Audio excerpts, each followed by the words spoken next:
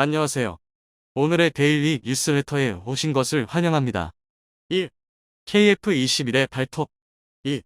미국의 고유한 위치가 흔들린다. 3.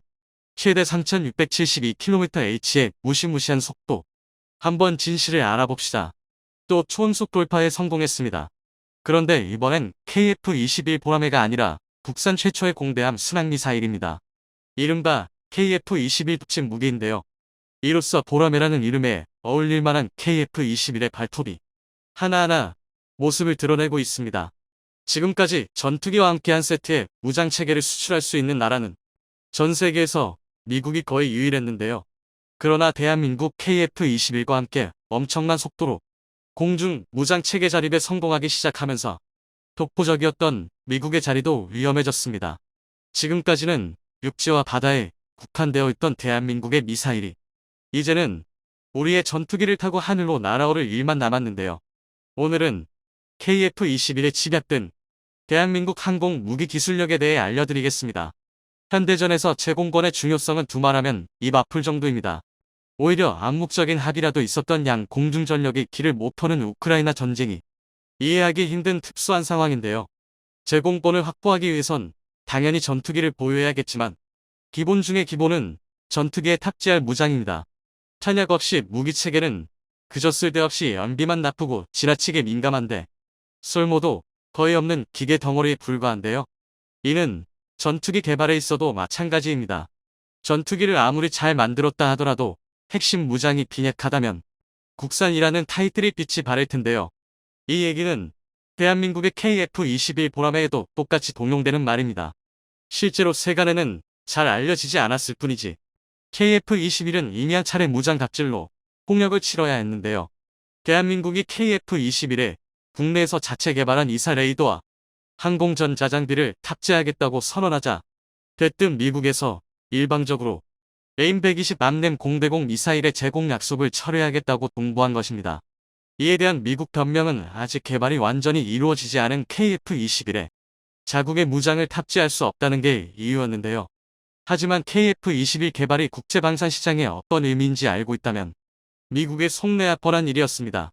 미국은 F-15K, KF-16 등 지금까지 공중전력의 대부분을 미국에 의지하고 있던 대한민국이 자신들의 영향력에서 벗어날 기미를 취하자 졸렬한 방식으로 경고를 보낸 것이었습니다. KF-21을 개발하더라도 앞으로 적어도 10-20년은 한국이라는 거대한 방산시장을 좌지우지할 수 있으리라 여겼던 것과 반대로 대한민국의 성장세가 지나치게 빨랐던 건데요. 미국이 우리의 최대 동맹국임은 변함없이 확실하지만 그렇다고 기술 강국으로서의 갑질도 하루 이틀 일이 아니었습니다. 사실 오히려 지금까지 대한민국이 자체 개발에 성공했던 무기체계는 미국의 갑질에 맞서다가 털었고 치사해서 자립에 성공한 경우가 대부분인데요. 이번 사건도 마찬가지였습니다. 우선 공대공 미사일 분야에서는 생각보다 일이 쉽게 풀렸는데요. 미국의 AIM-120 제공 거부가 국제방산시장에 알려지자 선뜻 나선 건 유럽이었습니다. 영국에서 MB 더 미티어를 제만한 건데요. 총장 3.7m, 직경 178mm, 중량 190kg의 최대 속도는 무려 마하 4, 최대 사거리는 100km, 300km에 달하는 미티어는 초가시거리 공대공 미사일 중에서 단면 최강으로 평가받는 미사일인데요. 흡입한 공기를 압축하여 연료와 혼합해 연소시킨 뒤 그 가스를 고속으로 배출하면서 추력을 발생시키는 덕티드 MZ를 탑재하고 있는 것으로 아주 유명합니다. 그리고 이 덕에 다른 고체 추진체 미사일보다 사거리가 3배 이상 길며 이 덕에 긴 사거리에도 종말 단계까지 속도를 빠르게 유지할 수 있어서 현존하는 가장 위협적인 공대공 미사일로 여겨지고 있습니다. 실제로 AIM-120은 가장 최근 개량형인 AIM-120D형의 최대 사거리가 160km에 불과한데요. 현대 공중전의 기본이 WVR에서 BVR로 바뀌고 있는 만큼 사거리 우세는 가장 강력한 전투력 증강입니다. 물론 그렇다고 KF-21이 단거리 공중전을 염두에 두지 않는다는 얘기는 아닌데요. 미티어 미사일 탑재가 공식화되면서 한국은 아예 단거리 공대공 미사일까지 에임9 사이드와인더에서 독일의 아이리스-T로 교체해버렸습니다. 같은 유럽산 공대공 미사일로 무장을 동일한 건데요. 더군다나 아이리스-T는 에임9와 비교했을 때 사거리가 25km로 약 10km 짧지만 반면 목표 획득거리는 4배, 탐색각의 3배 추적 능력은 6배 이상 더 뛰어납니다. 이 정도면 사이드와인더의 가장 최근 개량형인 A9X의 상위 호환인 격인데요. 한국 입장에서는 꿩 대신 닭이 아니라 닭 대신 꿩이 날마운 셈입니다. 게다가 상황이 이렇게 되자 화들짝 놀란 미국이 동합 허가를 내며 역으로 숙이고 들어왔는데요.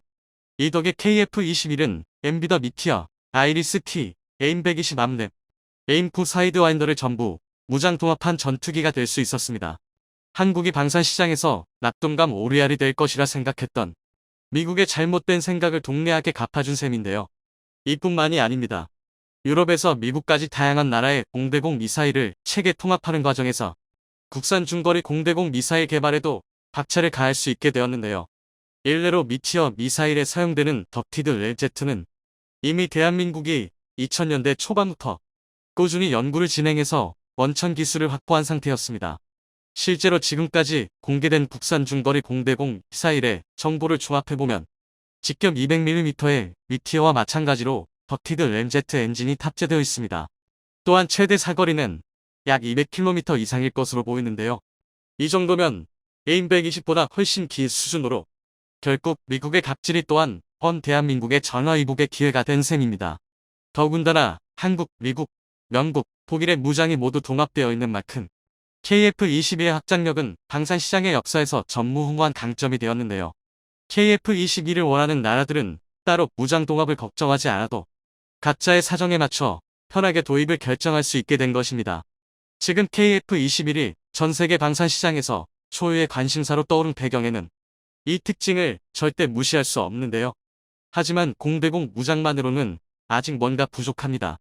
그도 그럴 게 현대 전투기의 임무는 공중우세가 전부는 아닌데요.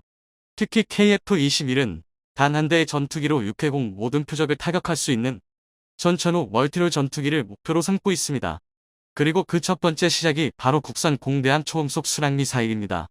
지난 1월 18일 국방과학연구소에는 400mm급 초음속 순항미사일 발사 시험을 성공시켰는데요.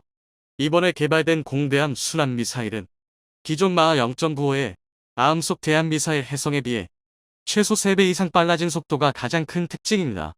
시속으로 표현하면 약 3672km/h에 달하는 엄청난 속도인데요. 순항미사일은 탄도미사일과 다르게 미일 경로를 유인기처럼 세밀하게 설정할 수 있는 미사일입니다. 또한 시스키밍 등으로 불리는 극단적인 저고도 비행까지 가능해서 레이더로 탐지하기도 극히 어렵습니다. 하지만 그만큼 비행을 제어하는 게 어렵기 때문에 일반적으로 아음속이 비행속도의 한계로 여겨졌는데요. 그런데 대한민국이 그 벽을 깨트려버린 것입니다. 마하 3의 순항미사일은 만약 중간에 요격되더라도 속도에 비례하는 운동에너지를 보유하고 있기 때문에 엄청난 물리적 타격을 가할 수 있는데요. 특히 공대함이라는 특징을 살리면 함정에서 이를 방어하는 게 굉장히 어렵습니다. 이러한 장점으로 인해 KF-21에 장착될 초음속 순항미사일은 호시탐탐 서해를 노리는 중국에 특히나 치명적일 수밖에 없는데요. 게다가 최소 200km급 성능을 보유한 것으로 추측되는 KF-21의 이사 레이더와 결합된다면 최대 사거리에서 발사한다 가정해도 3분이면 목표물을 타격할 수 있습니다. 그야말로 진짜 독침이 되는 건데요. 우크라이나 전쟁에서 러시아 장비의 손실률이 업데이트됐다나 전 세계 언론과 군사 관계자들이 경막을 금치 못하고 있습니다. 그도 그럴 게 현재 러시아는 우크라이나를 상대로 한 국가의 거의 모든 역량을 투입하고 있습니다. 하지만 그럼에도 불구하고 우크라이나를 함락하는 데는 실패하고 말았는데요. 국내 전문가들은 러시아의 실패를 반드시 대한민국이 배워야 한다고 경고하고 있습니다. 즉 압도적인 군사력 격차로만 전쟁을 치르면 모든 것이 한순간에 무용지물이 될 수 있다는 것입니다. 이미 한국의 군사력은 세계적인 반열에 올랐습니다. 실제로 적의 대공망을 파괴하는 분야에서는 미국조차 부럽지 않은 수준인데요. 현대전에서 제공권 장막이 얼마나 중요한지에 대해 알고 있다면 한국과 북한의 수준을 비교하는 건 매와 병아리를 비교하는 것과 같습니다. 그만큼 대한민국의 국방력은 내실을 다지며 차근차근 발전하고 있습니다. 오늘은 대한민국이 독자 개발에 성공한 최강의 방패에 대해 알려드리겠습니다. 러시아가 또다시 미친 짓을 계획 중입니다. 우크라이나 내무장관 고문에 따르면 러시아가 2차 동원령을 준비 중이라는 첩보를 입수했다고 밝혔는데요. 이 주장에 따르면 블라디미르 푸틴은 최근 전쟁이 자신이 원하던 방향으로 흘러가지 않자 전쟁의 장기화를 노리고 무차별 진집을 계획하고 있다는 것입니다. 무차별 폭격으로 우크라이나의 모든 기반 시설이 파괴되고 서방이 지쳐서 나가떨어질 때까지 이 전쟁을 질질 끌겠다는 심산인데요. 그리고 충격적이게도 이를 위해 푸틴이 선택한 방법이 한마디로 시간을 벌기 위해 러시아 국민으로 인간 방패를 세우겠다는 건데요. 이로 인해 내년 1월쯤 러시아는 2차 동원령을 선포하고 50, 70만 명의 인원을 징집할 계획입니다. 이는 1차 동원령 30만 명의 2배가 넘는 엄청난 수치입니다. 가뜩이나 땅은 무식하게 넓고 인적 자원은 한 줌밖에 없는 러시아에서 50만, 70만 명의 성인 남성을 전쟁터로 몰아넣는 건 빈대 잡겠다고 촉가상간 불태우는 짓과 다를 게 없습니다. 더구나 1차 동원령 때 30만 명을 징집하는데도 내란 직전에 수요 사태까지 벌어졌다는 걸 생각하면 이번 2차 동원령은 국가적 멸망의 전초전이라 할 수 있는 행위입니다. 게다가 이 70만 동원병들이 전장에서 사지 멀쩡하게 무사 생활할 확률은 상당히 희박합니다. 실제로 우크라이나 침공 당시 러시아는 19만 명에 달하는 병력을 동원했지만 이미 사상률은 193%를 돌파했습니다. 100%가 넘는 이유는 19만 명의 거의 2배에 달하는 인원이 투입됐다는 뜻입니다. 그리고 이 수치는 러시아 전체 병력의 41%에 근접하는 어마어마한 수치인데요. 다시 말해 러시아군 중 1, 3 이상이 전사하거나 부상을 입었고 포로가 되었다는 뜻입니다. 그리고 이 중 상당수는 제대로 된 보급도 훈련도 없이 최전선에 투입되었다가 문자 그대로 갈려나간 1차 동원병 30만 명이다. 그런데 이런 상황에서 70만 명을 더 투입하겠다는 건 그야말로 국민의 목숨을 전쟁터에 내다 버리겠다는 미친 소리밖에 되지 않습니다. 현재 러시아군의 전력으로는 몇 명의 병사를 동원하든 절대 우크라이나군을 이길 수 없습니다. 그리고 이 전투력 격차는 시간이 갈수록 더욱 커질 텐데요. 그도 그럴 게 지금 러시아군의 모든 무기체계는 바닥을 보이고 있습니다. 러시아군의 기갑 차량 손실률은 이미 최초 투입 물량을 기준으로 203%를 돌파했습니다. 이는 러시아군이 보유한 전체 기갑 차량의 43%에 달하는 어마어마한 손실률입니다. 심지어 전차의 사망은 더욱 심각합니다. 러시아군은 우크라이나를 침공하면서 최초 1200대의 전차를 투입했는데요. 그런데 지금까지 집계된 전차 손실량은 2924대에 달합니다. 초도 물량의 243%가 파괴되거나 노획된 것입니다. 과거 러시아군이 보유한 전체 전차가 3300대 남짓인 걸 감안하면 무려 88.6%의 전차를 잃은 겁니다. 여기에 도저히 현대전에서 써먹을 수 없는 구소련 시절 무기체계와 처참한 정비 능력, 그리고 부정부패로 고철이나 다름 없어진 치장 물량까지 생각하면 사실상 러시아군에 남아있는 기갑 전력은 전무하다고 봐야 합니다. 모죽하면 이러다 북한에서 쪽투모, 성군호 같은 2.5세대 전차까지 빌려온 것 아니냐는 우스갯소리가 나올 정도인데요. 이런 상황에서 아무리 동원병을 투입해봤자 보병이 한개이고 현재 러시아군의 보급 상황을 고려하면 제2차 세계대전 때처럼 병사 2명당 총 1개라는 황당한 사태까지 벌어질 수도 있습니다.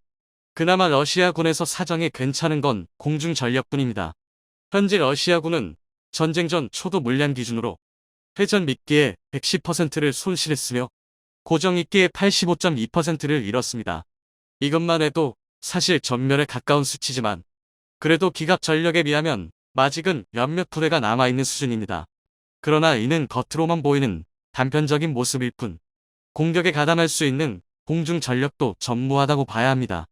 이처럼 러시아군의 공중 전력이 그나마 멀쩡한 이유는 우크라이나군의 촘촘한 방공망 때문에 굉장히 소극적인 운용을 한 탓이 큽니다. 특히 러시아 헬기가 떴다 하면 격추해버린 스팅어로 인해 이제 군사 분야에 관심 없는 사람도 한 번쯤은 들어봤을 법한 유명 무기가 되었습니다. 심지어 미군조차 스팅어 생산 라인을 부활시키고 차세대 요격체로 사용할 계획을 세울 정도인데요. 우크라이나 전쟁을 계기로 그동안 효용성이 의심되던 멤페즈가 현대전에서도 충분히 효과적이라는 사실이 증명된 것입니다. 그런데 이로 인해 뜬금없이 대한민국 공군 전력에 빨간불이 켜졌습니다. 멤페즈가 현대전에서 이토록 강력한 위력을 발휘할 수 있다면 한국도 절대 안전한 상황이 아니라는 건데요. 일각에서는 유사시 한국도 러시아와 같은 꼴이 날 것이라는 경보도 등장했습니다. 바로 북한 때문입니다. 사실 우크라이나의 방공망이 아무리 촘촘해봐야 북한에 비하면 매들 장난 수준입니다. 현재 북한의 방공망은 단순히 양적으로만 봤을 때는 세계 최고입니다. 북한은 마주 오래전부터 6.25 전쟁에 자신들이 패배한 이유가 미군의 압도적인 공군력의 제공권을 빼앗겨서라고 생각하고 있는데요. 이로 인해 자신들이 공중 전력을 띄울 수 없으면 한국도 불가능하게 만든다는 생각으로 아주 촘촘한 거미줄 방공망을 구축했습니다. 단적인 예로 북한은 다수의 이글라 지대공 미사일로 자국군을 무장하고 있습니다. 이글라는 사거리 5.2km, 상승한도는 3.5km 수준의 구식 맨패지지만 이런 단거리 대공 방어 무기만 무려 14,000여 대를 보유하고 있습니다. 더군다나 한국이 보유한 대형 공격 헬기가 100여 대에 불과하다는 것과 비교하면 북한의 이 수치는 가히철벽이라는 표현도 막깝지 않습니다. 하지만 그렇다고 해서 한국의 헬기 전력이 고작 북한의 맨패지 때문에 무용지물이 된다는 것은 아닙니다. 그래도 북한의 위협에 대응책을 마련해야 하는데요. 그런데 얼마 전 한국이 엄청난 해법을 등장시켰습니다. 한국은 이미 전 세계에서 6번째로 더크 자체 개발에 성공했고 실전에 배치 중인 군사 강국입니다. 더크는 지향성 적외선 대응책을 뜻하는데요. 현대의 대공 미사일은 대부분 적외선 유도 방식을 채택하고 있습니다. 물론 미사일의 크기가 클수록 관성법, GPS, 디지털 명상 참조, 레이더 명상 참조 등 다양한 추적 방식을 동시에 사용하지만 그래도 가장 기본은 적외선 추적 방식입니다. 특히 맨패지처럼 소형인 경우에는 대부분이 적외선 유도 방식을 사용하는데요. 그 이유는 적외선 유도 방식이 일단 값이 싸고 목표물의 여론을 맹목적으로 쫓아가는 방식이라 스텔스 기체를 상대로도 상당히 효과적입니다. 꼭 스텔스기가 아니라 하더라도 현대의 전투기, 헬기는 다양한 미사일, 교란 장비를 탑재하고 있지만 엔진에서 발생하는 열 자체를 숨기는 것은 불가능합니다. 이런 이유 때문에 거의 대부분 유도 미사일에는 적외선 유도 방식이 들어가는 것입니다. 그런데 더크는 적외선 방식의 유도를 기만시켜주는 최첨단 기만 체계입니다. 적외선 유도 방식을 최대한 간략하게 설명하자면 미사일 앞에 열 탐지 카메라를 매달고 이를 바탕으로 주변의 가장 강력한 여론을 향해 날아가는 방식인데요. 그런데 더크는 적외선 유도 미사일에서 뿜어져 나오는 전자기 스펙트럼을 포착해 조종실의 미사일 접근 경보를 울리는 동시에 회전식 열상 카메라에 미사일의 위치와 방향 정보를 전달합니다. 그리고 이 정보를 전달받은 회전식 열상 카메라는 접근 중민 적외선 유도 미사일을 탐지 추적 조준하고 기만 광원 장치가 고출력 충족외선 기만 광원을 발사합니다. 즉 레이저 형태의 아주 강력한 적외선을 투사해 대공 미사일의 적외선 카메라를 무력화하는 건데요. 좀 더 알기 쉽게 비유하자면 어두운 방만에 있던 사람에게 갑자기 아주 강력한 플래시를 비춰서 일순간에 눈을 멀게 만드는 것과 같은 원리입니다. 그럼 결국 시각 정보를 잃은 미사일은 땅으로 옴두박질 치거나 목표를 잃고 추락해버립니다. 더구나 한국의 더크는 초단위의 짧은 시간으로 미사일을 격추하는 게 가능하고 완전 능동식이라 조종사의 개입 없이도 자동으로 상황을 판단하고 미사일을 무력화할 수 있습니다. 이런 뛰어난 기만 성능 덕분에 더크는 대공 방패의 최종 진화형이라고 불리는데요. 하지만 지금까지도 한국을 제외하면 전 세계에서 미국, 프랑스, 이탈리아, 이스라엘, 러시아만이 더크 자체 개발에 성공했을 만큼 굉장히 높은 수준의 군사 기술이 필요합니다. 오죽하면 2014년 우리 군이 미국의 더크 판매를 요청했지만 미국이 군사 비밀을 이유로 거부당했을 정도입니다. 미국이 만판다고 못 만들었던 건 이미 수십 년 전의 한국 얘기입니다. 우리 기술진들은 미국의 판매를 거부당한 지 고작 4년 만에 더크 개발에 성공해버렸는데요. 하지만 일각의 전문가들은 아직 한국의 더크 기술이 정점에 오르지 못했다고 평가하고 있습니다. 그 이유는 헬기에 더크를 탑재는 했지만 가장 중요한 전투기에는 더크를 탑재하지 못했기 때문인데요. 북한의 방공망에는 맨패즈뿐만 아니라 상당히 위협적인 중장거리 미사일도 상당히 포진해 있습니다. 일례로 북한의 번개 5호는 우크라이나군이 러시아 전투기 요격에 요긴하게 사용하고 있는 S-300과 유사한 성능을 보유하고 있습니다. 우크라이나군이 보유한 S-300은 미사일에 따라 최대 200km까지 요격 가능한 우수한 지대공 무기 체계입니다. 그러나 S-300도 더크를 탑재한 전투기 앞에서는 빛이 바를 수밖에 없습니다. 그 이해로 러시아군의 수-57을 들 수 있습니다. 수-57은 시제기 11대밖에 생산되지 않은 프로토타입 전투기지만 아직 단 1대도 손실되지 않으면서 더크 탑재 전투기 위력을 증명하고 있습니다. 게다가 수-57은 우크라이나 서부나 키이우 같이 가장방공망이 촘촘한 곳을 폭격할 때 투입되었는데요. 이는 수-57이 스텔스기인 덕도 있지만 더크를 앞세워 우크라이나 지대공 미사일의 적외선 추적을 무력화했기 때문입니다. 그만큼 스텔스기와 더크의 조합이 전투기의 작전 영역을 기하급수적으로 확대할 수 있다는 방증입니다. 즉 더크는 스텔스 전투기의 최종 진화형이라고 할 만한데요. 그리고 대한민국 또한 이 스텔스 전투기의 최종 진화를 준비 중입니다. 그것은 바로 KF-21입니다. 실제로 에드는 2030년까지 KF-21 탑재형 더크를 개발하고 있는데요. 우선 1단계로 2025년까지 40지 이상을 견디는 고기동 미사일을 탐지하는 것을 목표로 하고 있습니다. 앞서 말했듯 더크의 작동 방식은 미사일의 탐지부터 시작되기 때문입니다. 이후 빔 제어 연구 사업, 기만 기술 사업이 단계적으로 진행될 예정인데요. 이를 KF-21 개량 로드맵과 비교해보면 블럭 3단계와 딱 들어맞습니다. KF-21 블럭 3과 더크의 동시 개발은 우리 공군 전력을 극대화할 수 있는 방법입니다. 만약 이것까지 개발 완료되면 첨단 군사 무기 분야에서 압도적인 방어력은 물론이고 스텔스기하는 압도적인 공격력도 확보하게 되는 것인데요. 언덕 위 자주포가 고각으로 주포를 들어올린 채 불을 뿜습니다. 자주포와 까마득히 멀리 떨어진 곳에서 아무것도 모르고 유유히 나가는 러시아의 전차. 그런데 그 위에서 정체불명의 물체가 천천히 낙하하더니 전차 바로 위에서 갑자기 불기둥을 토해냅니다.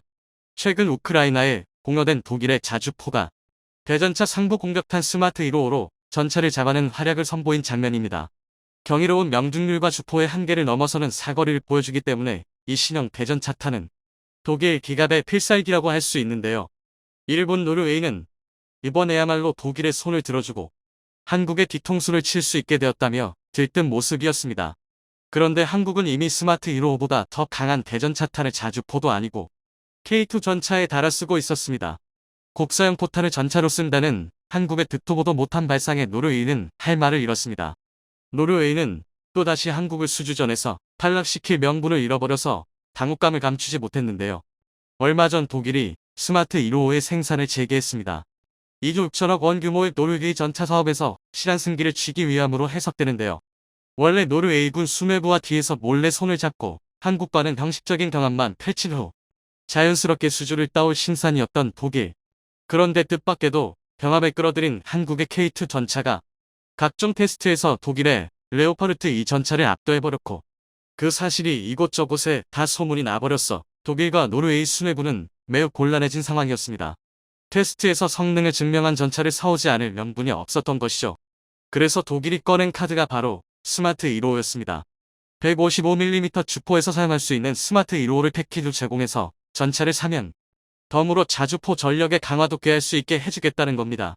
스마트 155가 우크라이나에서 맹활약하는 것은 널리 알려진 바. 노르웨이는 이대로 독일을 이기게 해주면 당초의 목적은 완수할 수 있었습니다. 형식분인 수주전을 열어 한국의 K2는 들러리로 세워놓고 독일 측으로부터 더 나은 협상 조건을 이끌어내는 것이 노르웨이의 목적이었으니까요. 하지만 이런 계획은 또 실패하고 말았습니다. 스마트 155와 똑같은 기능을 하는 대전차탄을 한국도 가지고 있었기 때문이죠. 심지어 한국산은 성능이 더 좋기까지 했습니다. 허포에 미친 나라 한국이 만들어낸 무기는 순진한 노르웨이의 상상 따위는 한참 초월하는 물건이었습니다. 한국이 스마트 155의 역할을 위해 만든 무기의 명칭은 크스탐입니다. 코리아 스마트 탑 어택 뮤니션의 약자로 스마트탄의 대표주자 M982 엑스칼리버를 모델로 한 크스탐 1과 스마트 155를 모델로 한 크스탐 2가 있습니다. 크스탐 1의 경우 GPS를 이용한 종말 유도 기능이 탑재되어 있어 발사 후에도 고개를 까딱까딱 움직이면서 목표물을 향해 경로를 꺾는 것이 특징입니다. 이를 통해서 활강 유도, 정밀 유도, 전차의 상부 공격, 심지어는 정찰까지 수행할 수 있죠. 이 크스탐 1은 155mm 규격으로 즉 K9 자주포로 운용하는 것을 전제하고 개발되었습니다. 그런데 진짜 기상천외한 것은 크스탐 2입니다. 기본적으로 스마트 1호가 수행하는 역할은 똑같이 수행할 수 있는데 크스탐 2는 120mm 규격에서도 사용할 수 있습니다. K2 흑표 전차로 쏘는 것을 전제하고 만들었다는 것입니다. 전차의 주포는 자주포의 주포와는 완전히 결이 다릅니다. 자주포는 한자리에 박렬하고 수십 킬로미터에 달하는 장거리 포격을 위한 복사를 하는 것이 기본이죠. 하지만 전차는 10km 이내에 비교적 가까운 거리에서 전투를 수행하므로 목표물을 직접 노려 직사를 합니다. 어느 정도 주포를 들어 올릴 수는 있지만 자주포처럼 거의 수직까지 고각으로 올릴 수는 없고 보통은 그럴 필요도 거의 없죠. 그런데 K2 흑표는 어떻게 하겠다는 것인지는 몰라도 전차형 120mm 주포로 스마트 155의 역할을 하는 포탄을 쏜다는 것입니다. 스마트 155와 크스탐2의 작동 방식 자체는 동일합니다. 주포를 통해 포물선을 그리는 탄도로 쏘아 올리면 최대 고도에 도달하기 전에 탄두가 분리되어 내부의 자탄이 빠져나옵니다. 이 자탄은 소형 낙하산을 타고 천천히 낙하하는데 그동안 레이더와 적외선 센서를 통해 지속적으로 지상의 목표물을 탐색하죠. 그리고 바닥에 닿기 전에 목표물을 포착하면 해당 방향을 정확히 조준해 장갑이 얇은 뚜껑에다 성형 작약탄을 꽂아넣습니다. 이 일련의 과정을 효과적으로 수행하려면 고각 사격으로 큰 포물선을 그려서 낙하 시간을 많이 벌어줘야 합니다. 스마트 155와 같이 자주포로 쏜다면야 문제가 되지 않지만 고각 사격에 한계가 있는 전차, 주포로는 상상하기 어려운 일이죠. 하지만 전 세계에서 유일하게 한국의 K2 흑표만이 이를 해낼 수 있습니다. 바로 반능동형 내장식 유기압 서스펜션 ISU 덕분이죠. K2의 세계 최초로 도입된 ISU는 노면의 상황에 따라 센서가 보기를 각각의 서스펜션을 개별적으로 조정하는 기능을 제공합니다. 이를 통해 험지주파 능력을 극한까지 끌어올릴 뿐만 아니라 전차의 자세 제어에도 응용할 수 있죠. K1 맹호 시절부터 한국 전차는 ISU를 이용해 전차 앞부분을 기울여 내리는 소위 무릎 꿇기 퍼포먼스를 자랑으로 삼았습니다. K2에서는 이를 더 발전시켜 한쪽 무릎만 끓는다든지 아예 차체 전체를 내려 엎드려 버릴 수도 있게 되었는데 이를 통해 주포의 내림각을 확보해 낮은 지형의 적을 더 쉽게 공격할 수 있게 되었죠. K2는 이 무릎 꿇기를 반대로 사용해 전차의 앞부분만을 들어 올릴 수도 있는데요. 주포 올림각을 최대로 높이고 전차의 앞부분까지 들어 올리면 크스탐2의 최적의 탄도를 만들어줄 수 있는 45도 이상의 각도를 달성할 수 있습니다.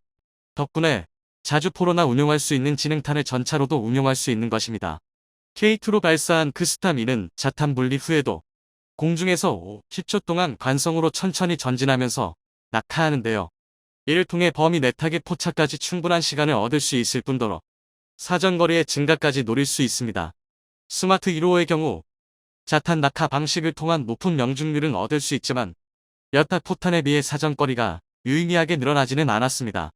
반면 크스탐은 높은 명중률 및 저지력은 물론이고 상당한 수준의 사정거리 증가 효과까지 보장합니다. K2 흑표의 주포는 다른 대부분의 MBT와 마찬가지로 최대선 킬로미터의 사정거리를 지니지만 크스탐2는 이를 거의 3배나 늘려 무려 8km의 사정거리를 제공합니다. 이는 대전차전에서 어마어마한 강점입니다. 크스탐2를 실은 K2 전차가 있다면 전차끼리의 전투에서도 서로의 사정거리 안으로 파고들어 위험천만한 포격전을 할 필요가 없기 때문입니다. 그저 상대 전차 8km 밖에서 크스탐2를 고각으로 날렸어 상대가 이쪽을 식별하기도 전에 뚜껑을 먼저 따버리면 그만이죠. 마치 자주포의 원거리 화력 지원을 받는 것과 같은 효과를 누릴 수 있는 겁니다. 한국은 이 크스탐을 노르웨이에 제한하지는 않았습니다. 하지만 이미 국내에서 K2를 운용하는 부대에는 크스탐이 보급되어 있고 당연하게 쓰고 있습니다. 크스탐의 존재가 노르웨이에 알려진 것은 최근 폴란드 군사 전문 매체의 보도를 통해서였습니다. 디펜스 24와 내셔널 인터레스트 폴란드 어판 등 군사 매체에서는 지난 23일 폴란드에 수출된 K2PL이 훗날 추가로 획득할 수 있는 능력에 대한 기사를 냈습니다. 이들은 여기서 K2는 첨단 함가 장치와 최고의 공격력을 자랑하는 탄약이 결합되어 세계에서 가장 진보된 전차 중 하나가 되었다며 조만간 폴란드에도 들어가게 될 크스탐탄의 성능에 대한 기대감을 숨기지 못했습니다. 이를 훔쳐본 노르웨이는 입장이 또 곤란해졌습니다. 독일의 스마트 155 패키지를 빌미로 한국을 탈락시킬 수 있었는데 한국에선 일선 부대에서도 쓰는 크스탐1을 그냥 얹어주면 그만이기 때문입니다. 순정 원본인 내수용 K2로도 운용할 수 있는 만큼 별다른 통합 과정도 필요하지 않습니다. 게다가 노르웨이는 이미 한국에서 K9 자주포를 구매해 사용하고 있는데 K9으로 운영할 수 있는 크스타 밀까지 패키지로 교섭해 볼 수 있는 기회라서 노르웨이 입장에서도 놓치기가 아까워졌습니다. 이종의 크스탐을 대체할 수 있는 엑스칼리버나 스마트 155는 진행탄이라서 아무래도 가격이 상당합니다. 그나마 스마트 155는 독일이 패키지로 제공하면 값싸게 들여올 수 있지만 엑스칼리버의 경우에는 꼼짝없이 제값을 다 주고 사와야 하죠. 이 상황에서 한국이 크스탐 시리즈를 패키지로 팔아주면 딴 생각을 하고 있던 노르웨이도 아쉬울 수밖에 없습니다. 독일은 나름 진행탄이라는 필살기까지 동원해서 노르웨이를 도와줬지만 또 한국에게 한 방 얻어맞은 상황이 됐죠. 결국 얼마 전 노르웨이는 MBT 사업의 수주자 선정을 2월이나 3월까지 황급하게 미뤘는데요. 솔직히 한국이 이제 와서 노르웨이가 K2를 몇 대 샀다는 것에 연연할 필요는 없어졌지만 가당치 않은 잔꾀를 위해 한국을 이용한 노르웨이가 허둥대는 모습은 구경할 만하네요. 과연 노르웨이는 다급하게 밤 몇 달의 시간 동안 적당한 핑계를 찾을 수 있을까요? 이쯤 되면 그냥 K2를 구매해가는 게 현명할 것 같은데요. 노르웨이 MBT 사업의 마무리가 어떻게 지어질지 기대됩니다.